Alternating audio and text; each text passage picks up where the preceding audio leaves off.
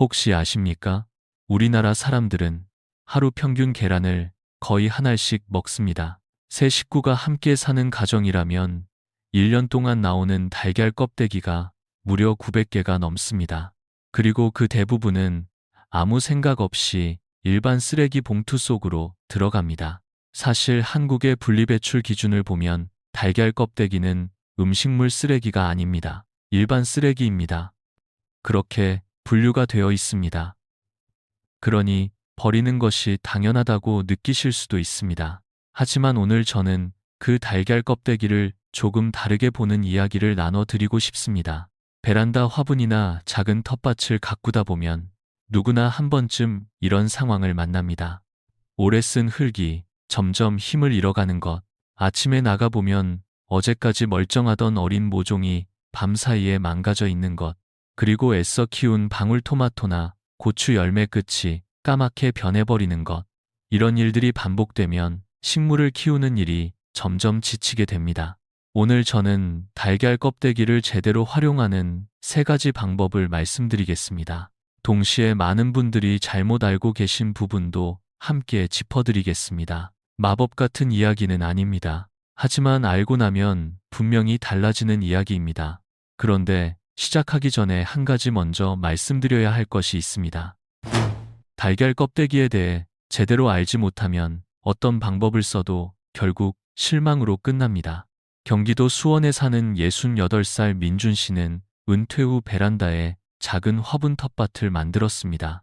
딸에게 달걀 껍데기가 흙에 좋다는 이야기를 들은 날부터 껍데기를 모아서 대충 몇 조각으로 부숴 화분 위에 올려두었습니다. 한 달이 지나고 2달이 지나도 별 차이를 느끼지 못했습니다. 민준 씨는 생각했습니다. 역시 그냥 쓰레기였구나 하고 말입니다. 하지만 문제는 달걀 껍데기가 아니었습니다. 방법이 문제였습니다. 달걀 껍데기의 주성분은 탄산칼슘입니다. 이 성분은 빠르게 반응하는 강한 비료가 아닙니다. 시간을 두고 흙의 바탕을 조용히 받쳐주는 쪽에 훨씬 더 가깝습니다. 그렇기 때문에 큰 조각 그대로 흙 위에 올려놓으면 분해가 매우 느립니다. 흙 속에 넣어도 오랫동안 형태가 그대로 남아있을 수 있습니다.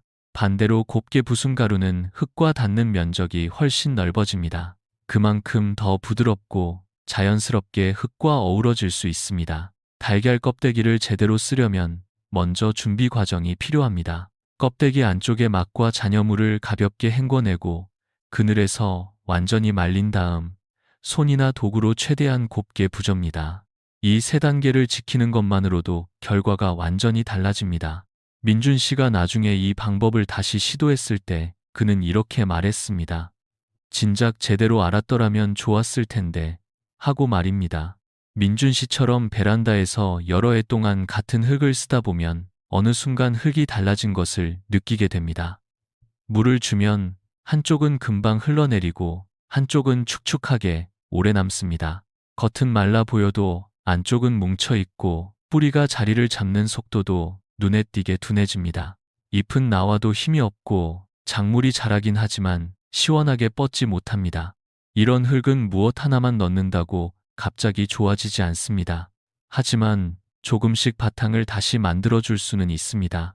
곱게 부순 달걀 껍데기가 바로 그 과정에 함께할 수 있는 재료입니다. 방법은 복잡하지 않습니다. 곱게 갈아둔 달걀 껍데기를 묵은 흙에 바로 섞기보다는 퇴비처럼 분해된 유기물 재료와 함께 넣어주는 것이 훨씬 안정적입니다. 달걀 껍데기 혼자서는 흙의 구조를 바꾸기 어렵지만 퇴비와 함께 섞이면 흙이 훨씬 부드럽고 고르게 회복되는 것을 느낄 수 있습니다. 특히 한국의 봄철처럼 새 작물을 심기 전에 미리 흙을 정리하는 시기가 가장 좋은 타이밍입니다. 지난 시즌에 쓴 흙을 화분에서 꺼내 달걀 껍데기 가루와 퇴비를 함께 섞어두고 일주일 정도 쉬게 하면 그 다음 작물이 뿌리를 내릴 때 훨씬 안정적인 환경이 만들어집니다. 상추, 들깻잎, 쪽파처럼 잎을 수확하는 채소는 특히 흙의 기본 상태에 민감합니다. 거창한 자재 없이도 이미 부엌에서 나오는 달걀 껍데기와 퇴비만으로 흙을 다시 정돈할 수 있다는 것. 이것이 작은 텃밭을 오래 유지하는 사람들이 알고 있는 현실적인 방법입니다. 달걀 껍데기는 지친 흙을 하룻밤새에 되살리는 재료가 아닙니다.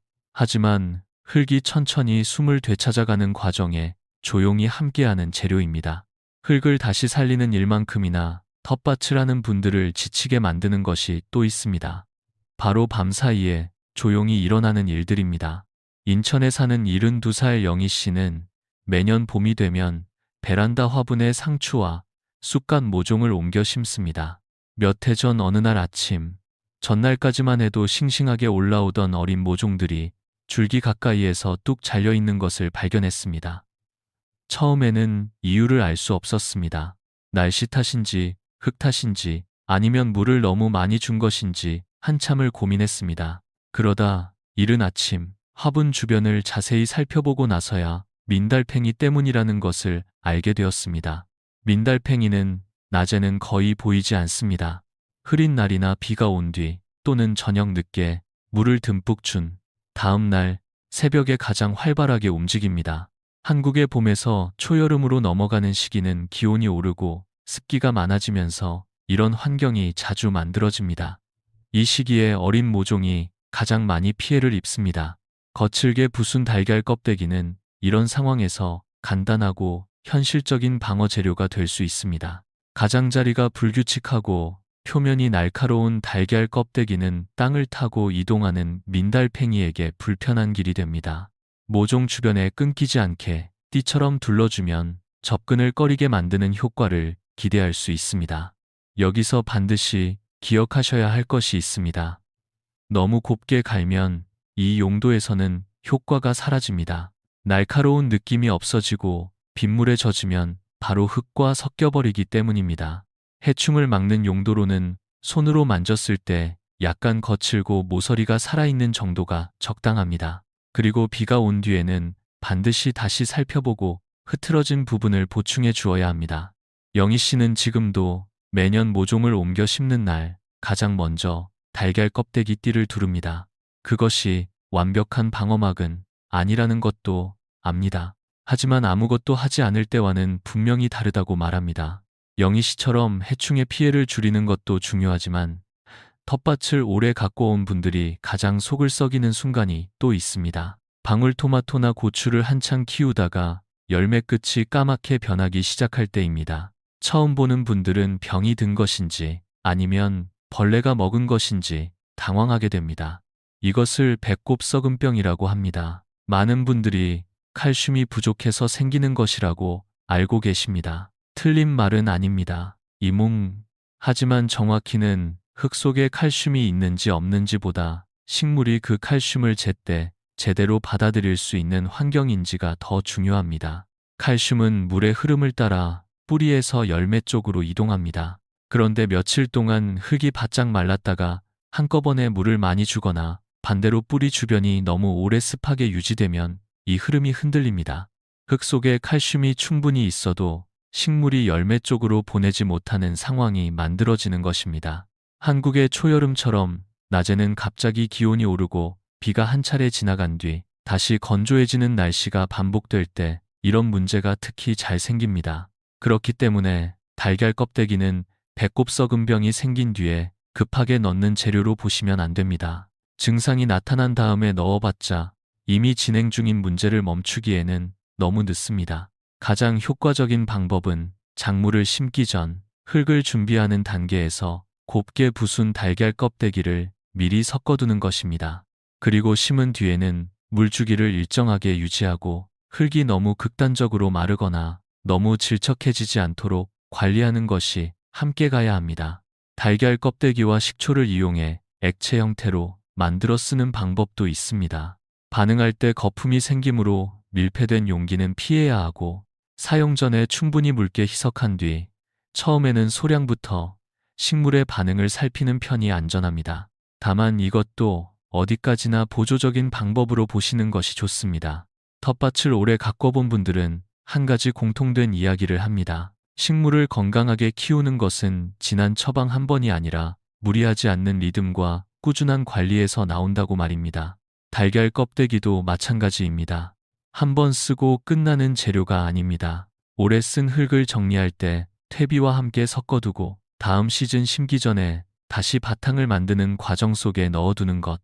이렇게 흙의 순환 속에 달걀 껍데기를 함께 돌리기 시작하면 매일 부엌에서 나오는 이 작은 부산물이 텃밭을 조금씩 더 안정된 곳으로 만들어주는 재료가 됩니다.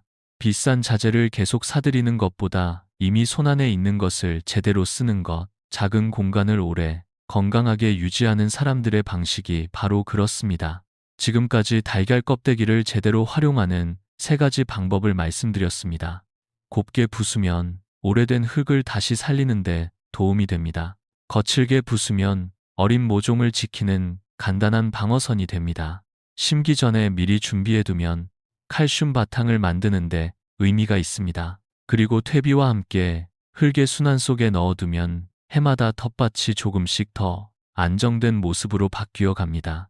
민준 씨도 영희 씨도 처음부터 이것을 알았던 것은 아닙니다. 한 번 실패하고 한 번 실망하고 그러면서 조금씩 알아간 것입니다. 텃밭이란 원래 그렇게 배워가는 곳입니다. 빠른 결과보다 꾸준한 관찰이 더 큰 힘이 되는 곳입니다. 오늘 말씀드린 내용 중에서 한 가지만 기억하신다면 이것입니다. 달걀 껍데기는 마법이 아닙니다. 하지만 제대로 쓰면 매일 버리던 부엌의 부산물이 텃밭을 오래 지탱해주는 든든한 재료가 될 수 있습니다. 올해 베란다나 텃밭에서 어떤 작물을 키우고 계신지 댓글로 나눠주시면 좋겠습니다. 여러분의 이야기가 이 영상을 보시는 다른 분들께도 큰 힘이 됩니다. 끝까지 함께 해주셔서 감사합니다. 앞으로도 작은 텃밭을 오래 건강하게 가꾸는 방법을 계속 나눠드리겠습니다. 괜찮으셨다면 채널 구독 부탁드리고 다음 영상에서 다시 뵙겠습니다.